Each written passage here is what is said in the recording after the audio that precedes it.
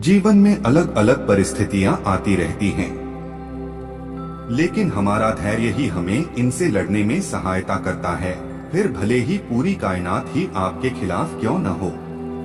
आज की कहानी के माध्यम से आप सीखेंगे कि समस्या चाहे कितनी भी बड़ी क्यों न हो, धैर्य से आप सब कुछ जीत सकते हैं। नमस्कार साथियों, बुद्ध भाव चैनल पर आपका स्वागत है। चलिए शुरू करते हैं आज की प्रस्तुति। एक बार की बात है, गौतम बुद्ध अपने भिक्षुओं के साथ एक सभा में जा रहे थे। उस सभा में बुद्ध के चाहने वालों से ज्यादा उनके विरोधी थे। जिसने सभा आयोजित की थी वह भी बुद्ध से ईर्ष्या करता था। सभा का आयोजन राजा के महल में हुआ था, इसीलिए राजा के सभी मुख्य लोग उस सभा में उपस्थित थे। बुद्ध सभा में जाने से पहले ही जानते थे कि सभा में उनके विरुद्ध कोई न कोई षड्यंत्र अवश्य रचा जाएगा। सभा में जाने से पहले उनका शिष्य आनंद बुद्ध को सभा में जाने से मना कर रहा था कि आपको सभा में नहीं जाना चाहिए। वहाँ के लोग आपके साथ दुर्व्यवहार करेंगे, न जाने वहाँ आपके विरुद्ध क्या षड्यंत्र रच रखा होगा। लेकिन गौतम बुद्ध अपनी करुणा की वजह से स्वयं को उस सभा में जाने से नहीं रोक पाए। सभा की शुरुआत होते ही बुद्ध से कुछ तीखे प्रश्न किए गए। बुद्ध से ईर्ष्या करने वाले लोगों का यही प्रयास रहता कि बुद्ध से कुछ ऐसा प्रश्न पूछा जाए जिसका उत्तर गौतम बुद्ध न दे पाए, परंतु बुद्ध सभी प्रश्नों का उत्तर बड़ी आसानी से दे देते थे।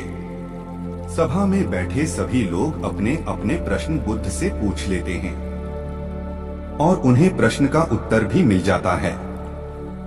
तभी अचानक वहां एक स्त्री आती है और बुद्ध से कहती है कि आप तो ध्यान की बातें करते हैं, ज्ञान की बातें करते हैं, सत्य की बातें करते हैं। आप लोगों को सत्य की राह में चलने की दिशा निर्देश देते हैं, परंतु आपके अंदर थोड़ी सी भी दया नहीं कि आपको मुझ अबला की कोई चिंता नहीं जिसे आपने गर्भवती करके छोड़ दिया है। क्या आपको मेरे पेट में पल रहे बच्चे की कोई फिक्र नहीं? उस स्त्री की बात सुनकर उस सभा में हलचल मच जाता है। लोग एक दूसरे से बातें करने लगते हैं।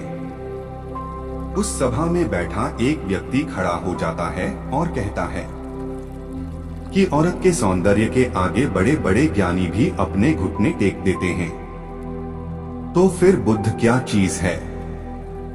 उसी में कोई और खड़ा होता है और बोलता है कि हमें बुद्ध से यह उम्मीद नहीं थी कि बुद्ध इतना भी नीचे गिर सकता है।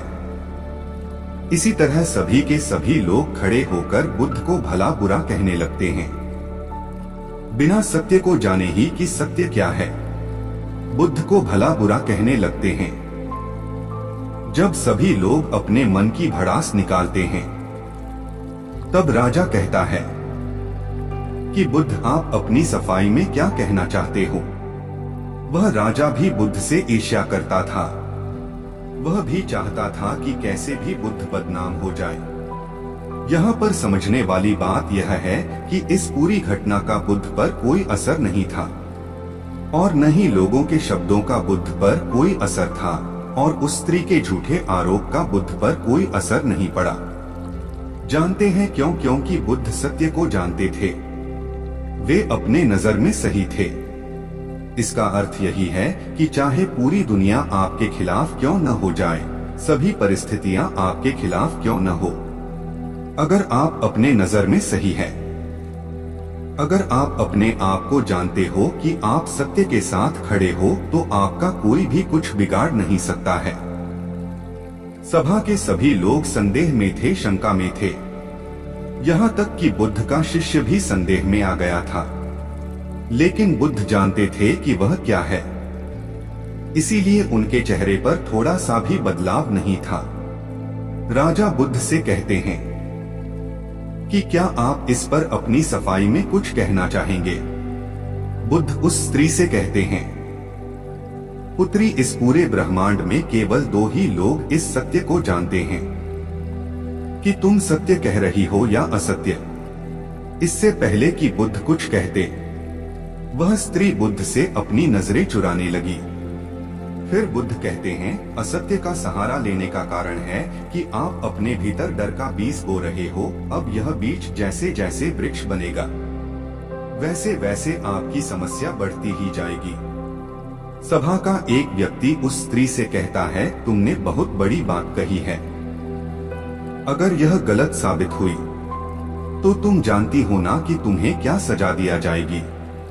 उस व्यक्ति की बात सुनकर उस स्त्री के हाथ पैर कांपने लगे और वह तेजी से वहां से दौड़ने लगी। तेजी से भागने के कारण उस स्त्री ने अपने पेट में जो गठरी बांध रखी थी वह जमीन पर गिर जाती है और सत्य सबके सामने आ जाता है। उस स्त्री ने अपने पेट पर गठरी इस तरह बांध रखी थी, लग रहा था कि वह स्त्री गर्भवती है। राजा उसी समय उस स्त्री को बंदी बनाने का आदेश देता है। सत्य सामने आने के बाद वह स्त्री बुद्ध से क्षमा याचना करने लगती है। वह स्त्री बुद्ध से कहती है कि हे बुद्ध, मैंने कुछ चंद लोगों की बातों में आकर बिना सोचे समझे आपका अपमान किया व आपको बदनाम करने का कार्य किया, परंतु ऐसा करने पर आपने मुझे कुछ भी नहीं कहा। आप बहुत धैर्यवान हैं। मैंने आपसे सीखा कि धैर्य बहुत बड़ी चीज है। मुझे क्षमा कर दीजिए। तब बुद्ध के कहने पर उस स्त्री को क्षमा कर दिया जाता है। एक बात हमेशा याद रखें, आपका धैर्य और आपका अपनी नजरों में सही होना आपको बड़ी से बड़ी समस्याओं से बचा सकता है।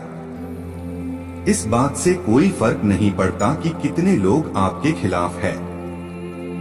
फर्क इस बात से पड़ता है कि क्या आप अपने साथ हैं। साथियों, आशा करता हूं गौतम बुद्ध की इन बातों को आप अपने जीवन में अवश्य ही अपनाएंगे।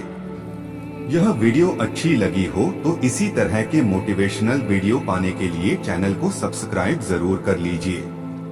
तो मिलते हैं बुद्ध भाव की किसी नई प्रस्तुति के साथ। तब तक के लिए नमो बुद्धाय।